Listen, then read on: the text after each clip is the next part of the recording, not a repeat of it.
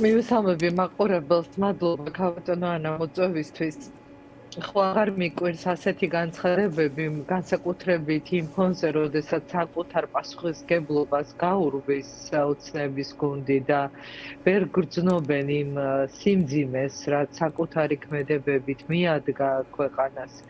ასეთი იზოლაცია, ასეთი ნეგატიური შეფასებები, ასეთი ვითარება, როდესაც იყენებენ ზედიზედ პერსონალურ და ინსტიტუციურ სანქციებს გარკვეული პირების და ეს პირები არიან უმაღლესი პოლიტიკური თანამდებობის პირების მიმართ. ამ ვითარებაში გადაიტანო პასუხისმგებლობა და საომე ზურაბიშვილს დაესხა თავს, ეს სხვა არაფერი არ არის თუ არა საკუთარი როლის გაუაზრებლობა, საკუთარი ვალდებულების გაუაზრებლობა, იმ ანგარიშვალდებულების გაუქმება, რომელზეც ფუნდამენტურ საკითხთა შორის დგას სახელმწიფო მართვის სისტემა. თუ ამას ვერ გრძნობს ქვეყნის დიპლომატი, რომ განსაკუთრებით საგარეო საქმეთა მოქმედი მინისტრი, რომელსაც აქვს დიპლომატიური გამოცდილება და მათ შორის მისი ოჯახის წევრიც ევროპაში სწავლობს, როცა თავს ესხმის ევროპულ სტრუქტურებს და ანტიდასავლური განცხადებებით პირდაპირ ჩრდილოელი მეზობლის რიტორიკას აგრძელებს. აი ამ ვითარებაში როგორ უნდა მოგიბრუნდეს ენა და ილაპარაკო საომე ზურაბიშვილის საქმიანობის აი ამ ასეთი კუთხით შეფასებაზე. მე მართლა გაუცებული ვარ, არ ვიცი ეს ელჩები, მოქმედი დიპლომატები როგორ ახერხებენ დარჩნენ საკუთარ თანამდებობებს და გააგრძელონ საქმიანობა, განსაკუთრებით ევროპულ ქვეყნებში, როდესაც მათ უკან გზავნილები და სასაუბრო ენა არის არადიპლომატიური, არამედ ძალიან მტრული და ყოველდღიური თავდასხმები. ახლა გამოდის პარლამენტის თავმჯდომარე, პაპუაშვილის ყოველდღიური ბრიფინგი ემსახურება რა დირექტივებიც მას მოსდის მეზობლის, ჩრდილოეთ მეზობლისგან, იმეორებს ზუსტად იგივეს. აი მგონია, რომ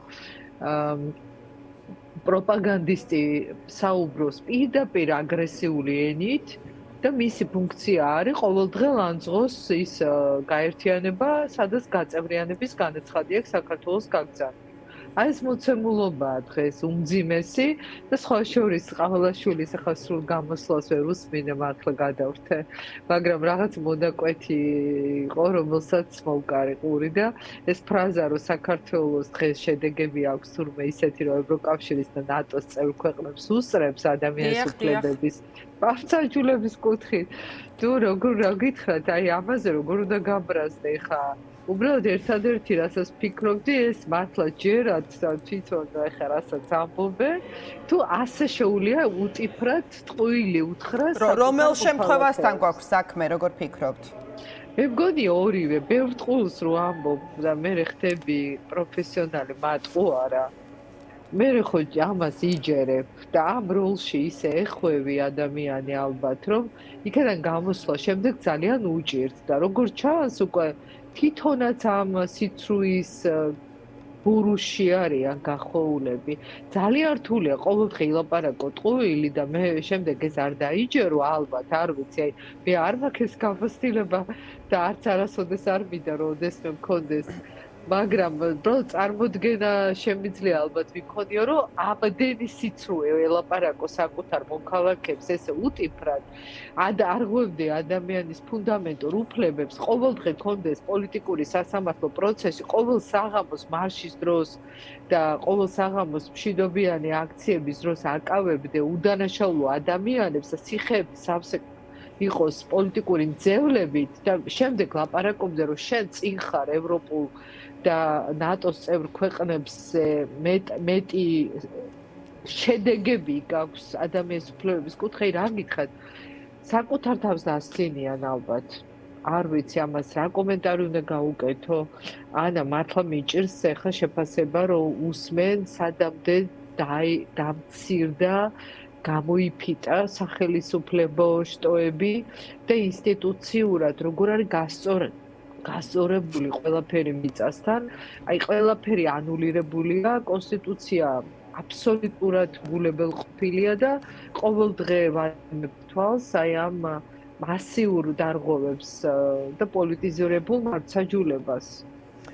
კი ბატონო, ქალბატონო, აი როგორ ფიქრობთ, აი როგორ მოახერხეს, რომ აი ელჩებიც, რომლებიც ესწრებოდნენ დღეს აი ამ კონფერენციას, რაღაცა ძალიან სიმშვიდით უსმენდნენ ესეთი შინაარსის განცხადებებს და უფრო მეტიც შემდეგ კომენტარები რომ გააკეთეს, იქაც ამბობდნენ რომ რაღაცა ძალიან საოცარი წარმატება გქონდაო 2025 წელს ადამიანის უფლებათა საბჭოშიო, მაგალითად თქვა შვეიცარიაში საქართველოს ელჩმა რევაზ ლომინაძემ იყო დაბალანსებული დიპლომატიის წელი და ესეთი შინაარსის განცხადებებს აკეთებდნენ და აი სხვათა შორის აი სალომე ზურაბიშვილისადმი კრიტიკაც ხო იმას ეხებოდა რომ ზურაბიშვილი აქტიურად მოუწოდებდა დიპლომატიურ კორპუსს საკუთარი პოზიციის დაფიქსირებისკენ ხო აი ამ კუთხითაც გამოირჩეოდა მისი აქტიურობა მაგრამ აი როგორ ახერხებს ხელისუფლება რომ აი რაღაცა ელჩებს არ ჰქონდეთ თუ არ ჩავთვლით ცალკეულ თითოეულა დიპლომატებს მართლაც რაღაცა არანაირი დისკომფორტი არ ჰქონდეთ ითანამშრომლონ ივანიშვილის ხელისუფლებასთან, რომელიც ღიად ანტიდასავლურია.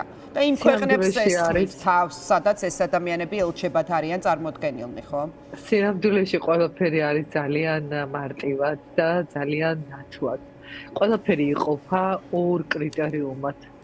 ადამიანები, რომლებიც არიან მატერიალისტები, კონფორმისტები, რომლებიც საკუთარი თანამდებობის გამო ყველაფერზე თვალს ხუჭავენ, კვეთენ წითელ ხაზებს, ივიწყებენ პრინციპებს, ივიწყებენ სახელმწიფოს ინტერესს და ემსახურებიან აი ამ მონურ მორჩილებაში მყოფნი იმ კონიუნქტურას, იმ წესებს, რომელიც გართმევს შენ როგორც პიროვნებას საკუთარ მეს.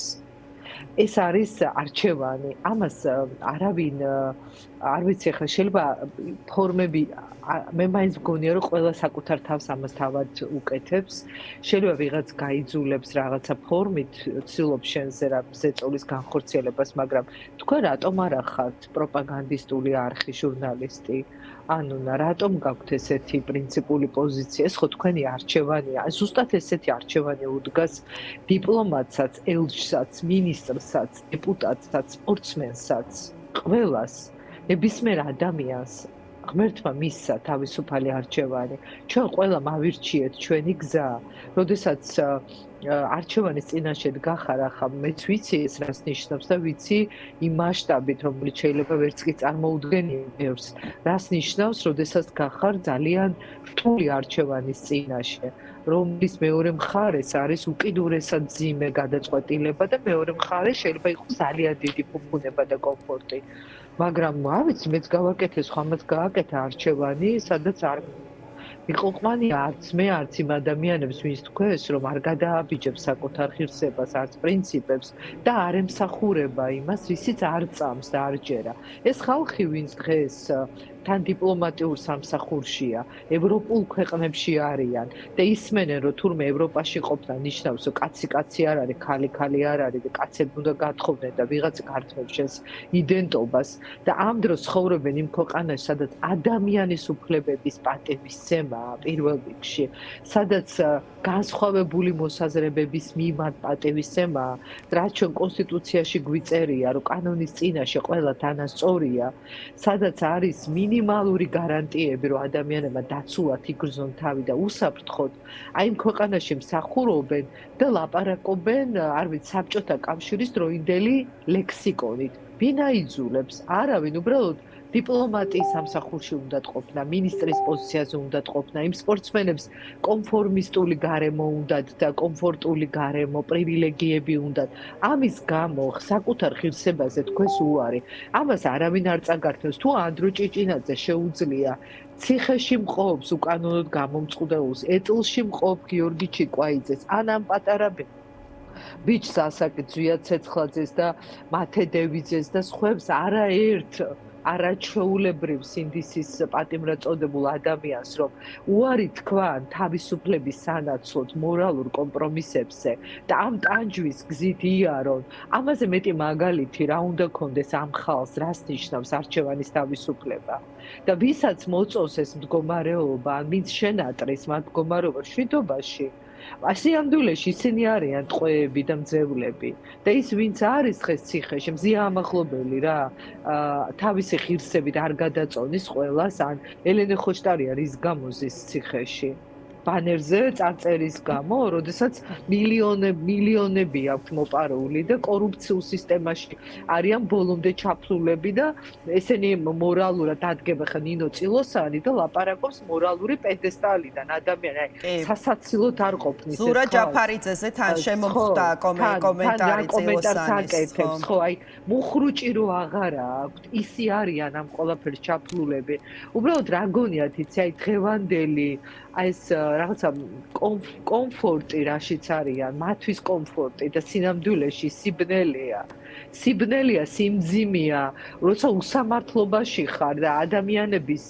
ტრაგედიებზე გადაივლი და ამით იქმნი შენ ძალაუფლებას და გონია რომ ამით შენ გამარჯვებული ხარ და ესე უნდა მელაპარაკო რაღაცა მორალური პედესტალიდან ყველაზე უფრო მძიმე დილეგში ხარ სინამდვილეში ეს არის დღეს აი ეს ბრძოლა ჩვენ თვალწინ არის ასეთი არჩევანი სიბნელის და სინათლის ეს ხალხი ირჩევს ამ გზას და მე გველაპარაკებიან თან სახელმწიფო სახელი და არ ღებულობს ამას არავინ ვისაც აქვს სინდისი ვისაც აქვს რა ვიცი საკუთარი მორალური ღირებულებები და ყველა ჩვენ ვირჩევთ ამ გზას ამიტომ ძალიან მარტივად გას უკვე საკითხი ვინც ვერ არქმევს ამას სახელს ვისაც ვერ გაუგია სად არის სიბნელე და სად სინათლე მისი პრობლემაა საბოლოოდ ხო ყველა ჩვენ თავთან ვაგებთ პასუხს და მე ყველა საკუთარ სინდისთან და თავის ღმერთთან არ ვიცი როგორც უნდა ისე გაიაზრონ ეს პასუხისგებლობა მაგრამ უბრალოდ დაავიწყდებათ რომ ეს მარადიული არ არის მე გვიანი არ იყოს ეს სინანულები რაც დაუდგებათ.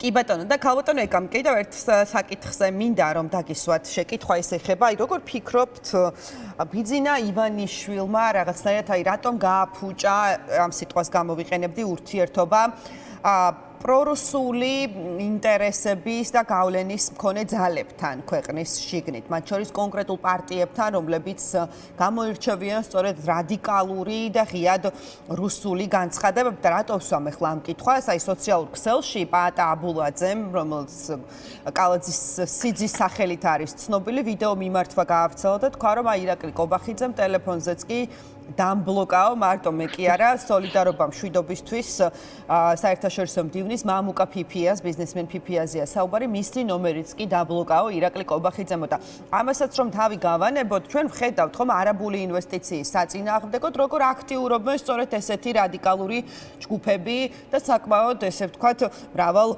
რიცხოვნიან საპროტესტო აქციებსაც უორგანიზებენ ხელისუფლებას აი რა მოხდა თქვენ როგორ ფიქრობთ აღარ სჭირდება ივანიშვილს ეს ძალები თუ აღარ იმიტომ რომ საკუთარ კონკურენტად დაინახა იმ ფლანგზე რა ფლანგზეს თვითონ ცდილობს შეინარჩუნოს პოზიციები იქ და გაუჭირდა ძალიან ხო ბოლო არჩევნები რომელიც გააყალბეს ყველა თვალსაზრისით და იმდენად გაუჭირდა რომ მინიმალური სხვაობა ძალიან ცოტა დაიწერეს მეტი ვერ შეძლეს ხო ნახეთ იყო სულ რამდენიმე პროცენტი პარტიებს შორის ვინც რეალურად 2024 წლის არჩევნებზე გამოიპოვა უფრო მეტი მანდატი მაგრამ როცა ციფრები დაწერეს ამ ციფრებს შორის ხო განსხვავება ძალიან მცირე დაიწერეს და ეს იყო ძალიან დიდი გაყალბების ფონზე ეს იმას ნიშნავს რომ მათ რესურსი რო გაუყონ საკუთარი ხმები ამ ტიპის პოლიტიკურ ჯგუფებს აღარ აქვს და აღარ იყო საჭირო ისინი ამიტომ დაიწყო სხვა ტიპის მანევრირება და ეხლა გამოჩნდა ახალი იდეა ხო ცოტა ხანში და ნელ-ნელ ამას აჩვენენ საზოგადოებას ნეიტრალიტეტის იდეას ტესტავენ ამას ცოტა ხანში ალბათ გამოაცხადებენ იმ მათივე მართული არ ვიცი ან იმ ადამიანების მონაწილეობით ხა ვიცი შაქარაშვილი და ხაინდრავა რომელმაც დაკარგა სახე საერთოდ საკუთარი კომფორტის გამო საკუთარი მატერიალისტური ინტერესების გამო და რამდენიმე ადამიანი ვინც დაიყოლიეს რომ გამგზას გაყვნენ და ეს ნეიტრალიტეტის იდეა უფრო და უფრო შეაჩვიონ საზოგადოებას ეხლა ის არის მათი მოკავშირე იმიტომ რომ რეალურად ის არის მათი ნაწილი, მაგრამ დანარჩენი სხვა ნებისმიერი პოლიტიკური ჯგუფი, ანა, მათთვის ელექტორალურად არის რისკი. და ფაქტია, ხო, ვერ შეძლეს მათ არჩევნებში მყარი უმრავლესობის გაფორმება.